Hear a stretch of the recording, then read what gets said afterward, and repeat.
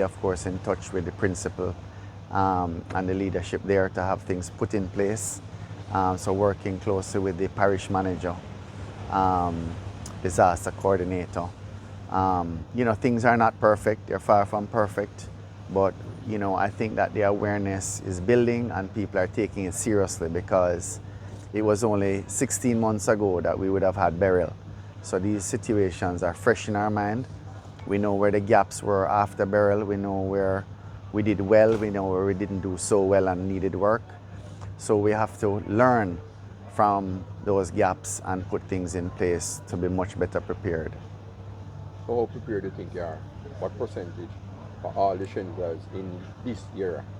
We have a lot in this era from Newell to Treasure Beach. Right. I can't speak to a percentage of the readiness of the shelters. I can only probably speak about Newell. And we have a very good principal there, Audrey Ellington. So she's taking it very seriously. I know the chairman of the Pedro Plains and the Sandy Bank Primary School, they're putting things in place. It's hard to say a percentage, right? But you can never be fully ready with everything. But I know that, there's concern out there and people are taking it very seriously. We have a very active Member of Parliament and Mayor. So I'm really hoping that it doesn't hit us, but that if it does, or a part thereof, that we're going to work together as we did in the past to get through this. And Treasure Beach suffered for a long time, shelter and everything. Do you think most people had recovered from what happened 16 months ago? I think most people in the greater Treasure Beach area would have had assistance to rebuild their homes. Some would have rebuilt stronger. Some people would have gotten support and done a deck roof instead of a zinc roof that they would have had before. So, I think that we are better prepared more than we were with burial, going into burial, both with housing and with shelters, right?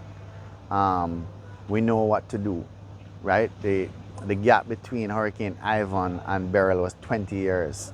So the truth is we would have forgotten and people would have been so young or too old and passed on, right? This is 16 months, so it's still very fresh in our minds, who we can rely on, who we probably can't rely on, and we have to double check up on those people, right? But at the end of the day, it's one country, right?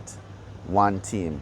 So whether you're in the private sector or the public sector, you have to put politics aside, you have to put personalities aside, and you just have to hold hands and know that this is about unity and strength and love and trust. Because trust is the most important thing in a case like this. I've lived it, I've seen it. And when you can depend on somebody and trust them, that is what this is going to boil down to. So share information, share resources, share knowledge, and let us get through this. I know we can. Thank you.